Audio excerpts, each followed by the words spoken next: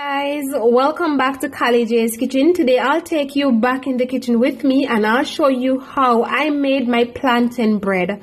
Don't forget to subscribe to my channel, like, share and comment, and tell a friend to tell another friend about Kali J's Kitchen. You can also follow me on Facebook, it's Kali J's Kitchen. Follow me on Instagram, it's KaliKitchen_1, and go ahead and turn on that post notification bell so you can be notified whenever I upload a new video. So here I have my ripe plantains. I also have some vegetable oil. I also have some brown sugar. I also have my baking powder, some mixed spice and cinnamon powder. And of course I have 2 eggs. I also have some milk, and I also have some chocolate mix that I'm going to add to my plantain bread. And I also have my all-purpose flour. So what I'm going to do, I'm going to go in and add my plantain to a large bowl. And guys, what I'm going to do first, I'm going to use the fork to just crush my plantain a bit. And I'm going to use the blender later on to just blend it out for smoothness, alright? If you guys don't want to use the blender, it is okay. But guys, always remember that you want it to be a little bit smooth. You don't want your bread to have no large chunks of the plantain in it, alright? So I'm just gonna go ahead and use the fork, as I said before, to just crush it out. If you guys have plantains that are riper than this, you can go in and use that plantain. But I had these and it didn't really 100% ripe, right? But I'm gonna make it work, all right?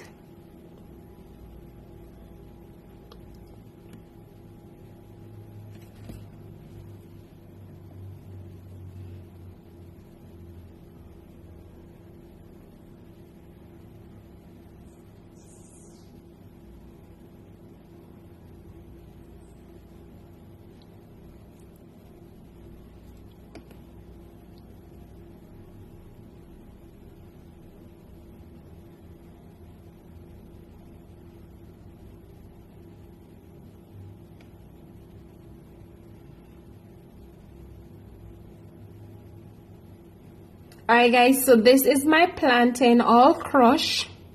So I'm gonna go in and add some of the milk, and I'm gonna continue to just crush it a little. So after I add the egg and the sugar, that's the time that I'm gonna go in and blend it for roughly about 2 minutes or 1 minute, just to get it smooth, because remember that we already use a fork to just crush it.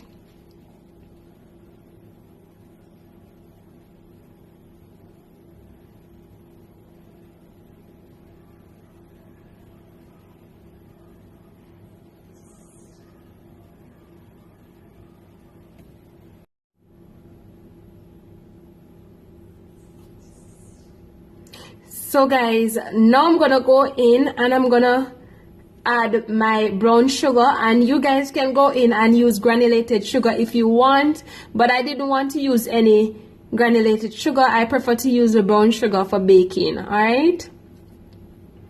And I also went in and add the 2 eggs, alright? So I'm gonna go ahead and just blend this off camera and come back and show you what the mixture looks like, alright?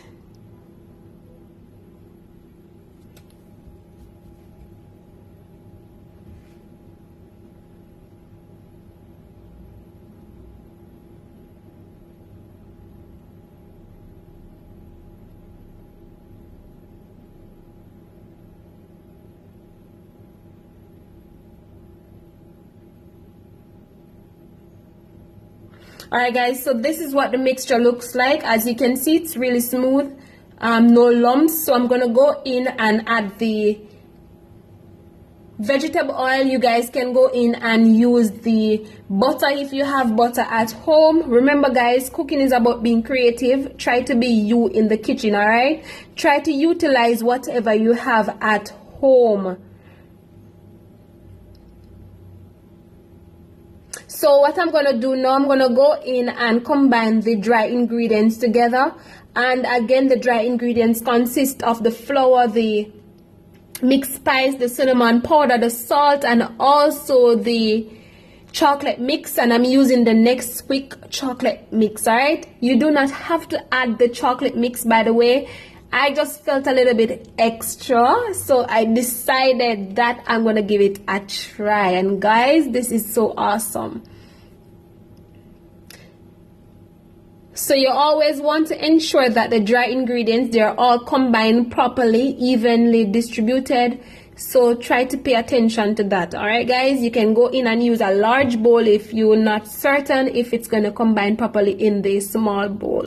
All right.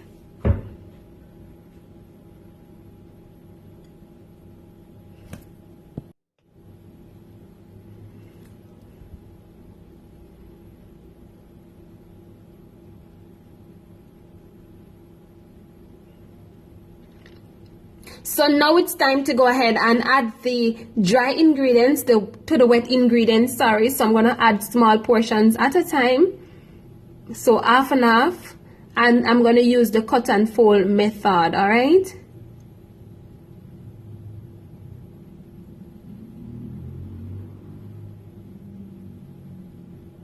And again, you want to always ensure that everything is combined properly. So you have to just take your little time and combine everything together. And guys, just to note, while I'm combining all of this together, I have my oven preheated at 250 degrees.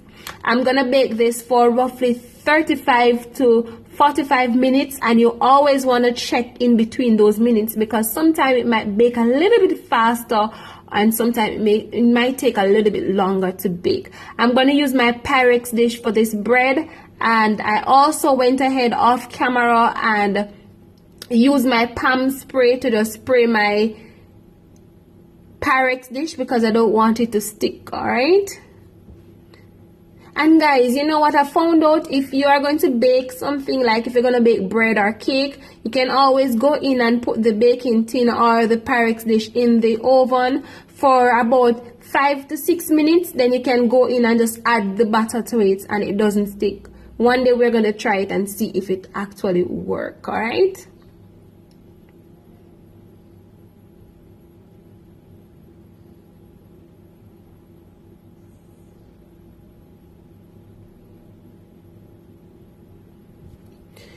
So this is my Pyrex dish, so I'm going to go in and add the mixture, all right?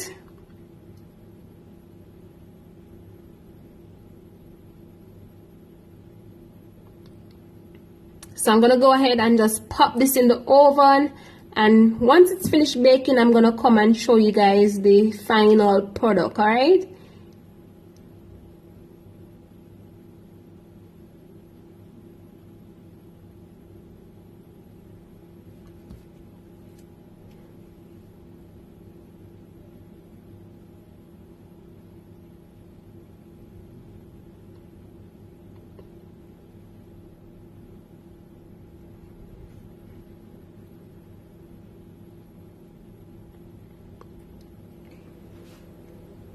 Alright guys, so this is the final product of my plantain bread. Guys, it didn't even get to cool properly. I had to cut it thanks to my family.